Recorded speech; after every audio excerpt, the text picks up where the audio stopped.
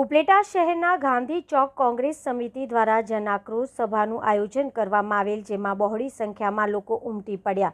આ સભામાં ભારતીય જનતા પાર્ટી ઉપર ઘણા બધા આક્ષેપોનો ઉલ્લેખ કર્યો। આ સભામાં ઉપસ્થિત આજુબાજુના ગામડામાંથી ખેડૂતોને ઉપલેટા શહેરની જનતા કોંગ્રેસના મહારથીઓ સભાના ભાષણમાં સાવજની જેમ ભારતીય જનતા પાર્ટીના ભ્રષ્ટાચારના ચિઠ્ઠા ઉજાગર કર્યા। લોકોની તાળીઓના ગડગડાટથી ગાંધી ચોક ગુંજી ઉઠ્યું। જિગ્નેશભાઈ મેવાણી ને પાલભાઈ આંબલિયા એ મહાત્મા ગાંધીની પ્રતિમાને ફૂલહાર કર્યા। સભામાં બહોળી સંખ્યામાં ઉપસ્થિત રહી કોંગ્રેસના મહારથીને સાંભળવા હાજરી આપી।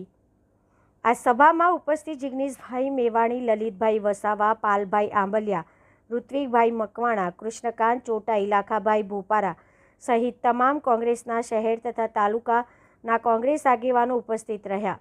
માનનીય લલિતભાઈ વસોયાના ઉપસ્થિતિમાં રાજકોટ જિલ્લા કોંગ્રેસ દ્વારા ઉપલેટાની બજારમાં એક અદ્ભુત કાર્યક્રમનું આયોજન થયું। જે પ્રમાણેની સભા અને જે પ્રમાણે ક્રાઉડનો જનતાનો રિસ્પોન્સ જોયો, અમને પૂરી પાક્કી ખાતરી છે કે આગામી તાલુકા જિલ્લા પંચાયતની ચૂંટણીમાં કોંગ્રેસ પાર્ટીને, કોંગ્રેસના ઉમેદવારોને ખૂબ સારો રિસ્પોન્સ મળવાનો છે। અત્યારે આપણા દેશમાં અને ગુજરાતમાં કોઈ ગમે તેટલી ના પાડે, પણ પેટ્રોલ, ડીઝલ અને એલપીજીના સિલિન્ડરની તંગી કંઈક તો છે જ।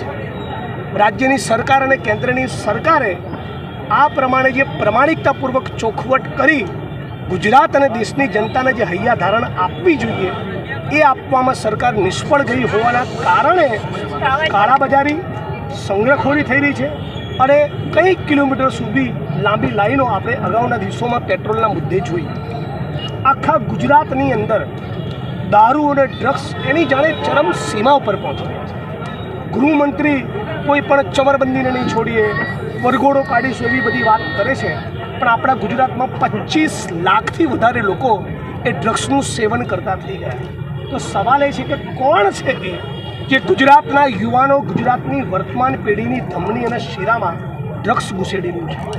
ગુજરાતના રાજકોટના ક્રાઇમ બ્રાન્ચના આઈપીએસ જગદીશ પાંગરવાની સામે કોળી પટેલ સમાજના એક યુવાન, એક પત્રકારે એવું એલિગેશન કરવું પડે કે એમના ગુદા માર્ગમાં પિચકારી દ્વારા પેટ્રોલ ઘૂસેડવામાં આવ્યું, એ કેટલી હદની વિકૃતિ કહેવાય।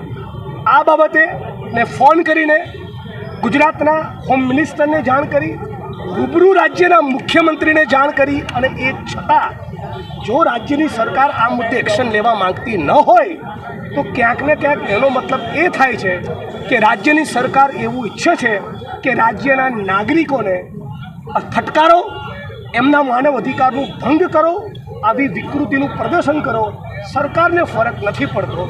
તો આની સામે હજારો લોકોની મેદની અમે લોકો 14 એપ્રિલ ડૉક્ટર બાબા સાહેબ આંબેડકરની જયંતિના દિવસે કરી રાજકોટ પોલીસ કમિશનર કચેરીના ત્યાં હજારોની તાદાદમાં જવાના છીએ, એક જ માંગ સાથે કે આઈપીએસ જગદીશ પાંગરવાની સામે એફઆઈઆર કરી એની ધરપકડ કરી, જે ક્રાઇમ બ્રાન્ચમાં એણે કોળી પટેલ યુવાનના માનવ અધિકારનો ભંગ કર્યો એ જ રાજકોટની ક્રાઇમ બ્રાન્ચમાં એના રિમાન્ડ માંગવામાં આવ્યું છે।